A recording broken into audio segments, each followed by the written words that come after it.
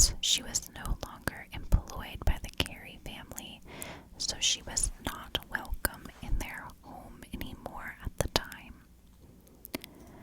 The following day, on July the 7th, Hazel was spotted around 1:49 p.m. in Troy by others who knew her. Then Hazel must have got the trolley to Sand Lake, New York at some point on the 7th, because on the evening of July the 7th, Hazel was spotted on a road known as Taberton Road in Sand Lake, New York. Now remember that trolley connected Sand Lake to Troy, so it was possible for Hazel to get down to Sand Lake very easily. Now at the time, Sand Lake, New York was a resort community, and Hazel had been there often with her friends, and she knew quite a few people that lived in the area. A lot of politicians stayed in the area as well, and Hazel was known to have worked for several politicians in the past. Hazel was spotted around 7:30 p.m. on the evening of July the 7th, walking along Taberton Road in Sand Lake near Teal's Pond. Now this was a remote stretch of road that was heavily wooded on both sides. It was highly unusual for a woman to be out on this stretch of road completely alone, especially walking.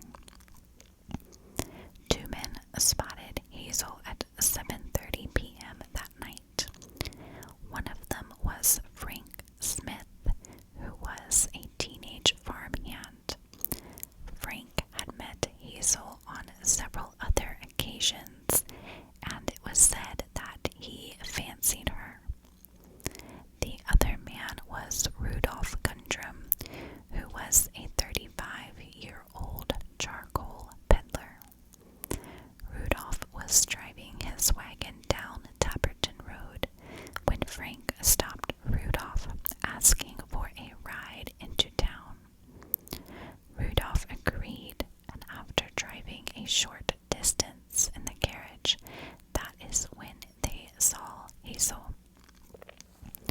The men both greeted Hazel, and they exchanged pleasantries, and then passed as they continued on into the town of Sand Lake. Later, on July the 10th, still in the year 1908, a group of teenage boys pitched their tents near Teal's Pond as they planned to hunt and fish for the next several days in the wooded area. When the boys woke up the next morning on July the 11th, they spotted something floating in the water of Teal's Pond. The boys examined the floating object and sadly realized that it was a corpse. The authorities were called out, and it was eventually found to be the remains of Hazel Drew that were found floating in the lake. At first, the coroner ruled that Hazel's death was caused by self-harm. However, no one believed this. Eventually, it was brought forward that Hazel most likely passed away from blunt force trauma to the back of her head. The authorities continued to look into Hazel's background and explore who could have killed her and why. The authorities found that a couple in the area supposedly saw two suspicious-looking men near Teal's Pond on the night when Hazel was last seen of July the 7th. One of them appeared to be searching for something bushes and overgrowth around the time Hazel was last seen alive. The carriage the two men had been driving was rather fancy, which made it seem as if the two men were wealthy and from the city. The coroner did rule that Hazel most likely passed away on the night of July the 7th at some point. The authorities spoke to Hazel's family, and they once again all claimed that Hazel was a rather quiet girl who kept to herself. However, when the authorities explored Hazel's past, they did not agree with her family at all.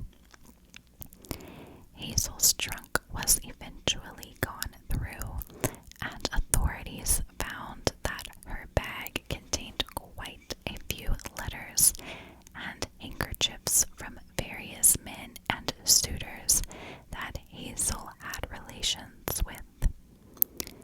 It was rumored that Hazel was proposed to by a dentist who had been married, and that she carried on several affairs with married men in the area. It was also unknown how Hazel was able to afford the life she lived, as she often lived beyond her means. All of the trips to New York that she took were a bit outside of her pay range.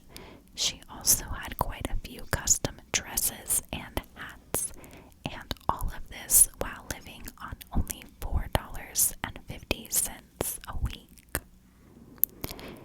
Hazel lived a very secret life. It seemed that no one really knew who she truly was. While the authorities continued to investigate, they found that the men who possibly were spotted on the night of July the 7th in the Teals Pond area, one of them was William Cushing, who was a committee man for the 11th Ward, and the other was Fred Schatzel, who was a local embalmer.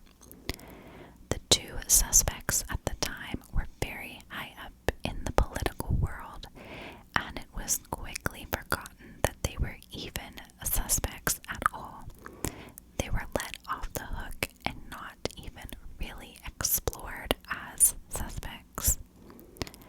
While the case went unsolved at the time, others now at this day and age suspect that Hazel was most likely killed by one of the powerful men she worked for previously, or that she had come to know through her previous jobs. It also could have been a man that she was in a secret relationship with. Even though Hazel's murder was never officially solved, her story was never forgotten, and she became a local legend in some ways.